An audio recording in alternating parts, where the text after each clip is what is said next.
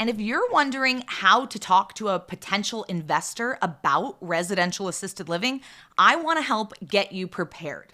In the United States right now, there are 76 million baby boomers. The number one dilemma for these baby boomers? Housing.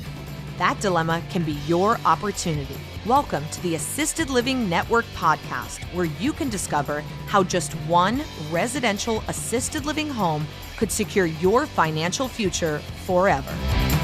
Hey, it's Isabelle from the Assisted Living Network. How do you get prepared to talk to an investor or a banker? That's a huge part of raising capital. Starting these conversations, and listen, you want them to happen naturally, and you want them to feel good about what you're doing. You can't fumble around. If you misstate your numbers and information, yikes, you definitely do not want to come into this conversation unprepared for this huge moment. Once they say yes, you can't let them wait weeks or months to get them the documents that they will require to know more about making a decision to work with you or not. So what are some things you're going to want to create? Well, number 1 is a business plan. Number 2, a pro forma. 3, a nice brief. 4, a PPM, private placement memorandum. And 5, your pitch. So when it comes to your business plan, this is typically 1 inch thick, not 3 inches thick. It might be like 50 pages long, right? That's pretty normal. And you're going to talk about you, the person they're investing in. They're betting on the jockey, not the horse. You are going to talk about RAL and the market and why you chose it, and you're going to get them details on the industry at large, but you're also going to talk about why RAL is the new trend instead of the big boxes. You're going to show them current numbers and future numbers, and you must be realistic. No hockey sticks, okay? We want to see bunny hills. That is important. We always say to include information on the people, product, purpose, position, promotion, projections, profit, and plan to exit. It's a P theme, can you tell? Next is your pro forma, all the numbers that they need to see. At a minimum, 1 year, 3 year, 5 year, 10-year data sets are going to be really important. Private lenders typically earn 4 to 10% annual interest over a 2 to 5 year commitment. They may penalize you if you pay them back sooner than that, and that's perfect for residential assisted living. It's a great time frame. Hard money lenders typically earn 10 to 14% annual interest with a 6 to 24 month commitment. That's a little too short, but maybe something that you could use up front and refinance out later. Joint venture, profit sharing, or equity partners can typically earn 12 to 18% annually or more. And they also want to know that their money is safe. I mean, all investors do, but specifically, they're going to also want to know how much they're going to get back and when. This is all very important information to be a serious investor and be taken seriously. When you create your brief, this is a quick 5-pager. It's going to explain the specific deal and why you are the guy or gal that they should trust with this one. This is sexy. It gets them to say, tell me more. You should also have a secondary packet ready to go with maybe 20 to 40 pages explaining residential assisted living in general, since it's not a super common investment yet. It's going to be popping up more and more, but right now it's still kind of uncommon and people have a lot of misconceptions on what it actually is. So explanation is key.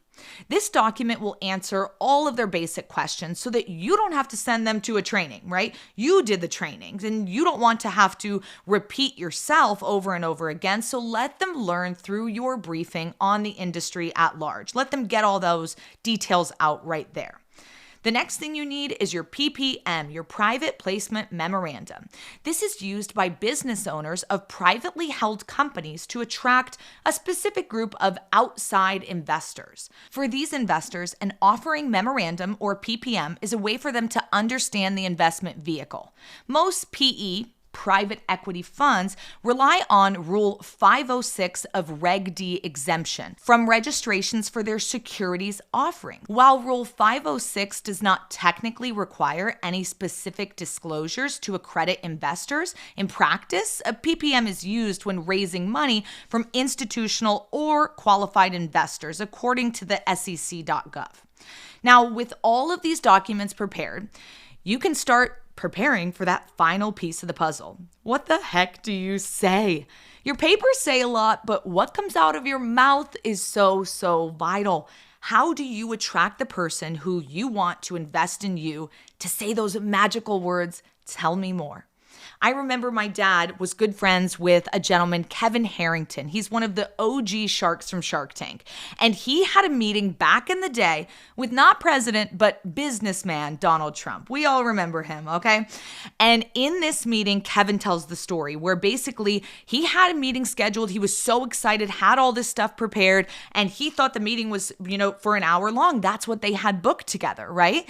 He walked into the meeting and Donald turned around to him. Kevin goes to shake his hand and Donald didn't shake his hand. And he said, "You have 3 seconds to tell me why you're here." And Kevin, literally in a moment of panic, was like, "Oh my gosh, I had prepared an hour worth of presentation. What do I say?" And he said, "Well, Donald, if you give me 15 minutes of your time, I can show you how I can make you $50 million. And Donald said, "Sounds good. Sit down." And then they had the meeting. But if he wasn't prepared with that 3 seconds of what do you say to get this person to say, tell me more, then he would have been screwed. That meeting would have been over. He didn't know what to do, but he thought in the moment and had that conversation. It's that elevator pitch. And we always say, well, you have 90 seconds. A lot of times you don't. Somebody says, "Hey, who are you?" "Oh, I'm Isabelle. I invest in residential assisted living. It helps seniors, blah, blah, blah, blah." And now you're 10 minutes down the road and they're like, "Okay, have a great day." What are you going to say in 3 to 10 seconds, boom, that is going to make them want to say, tell me more?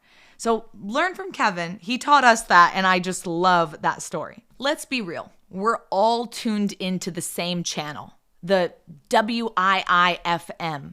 The what's in it for me channel, right? You need to lead with that. They don't want to know about the industry yet, or you yet. They want to know what's in it for them.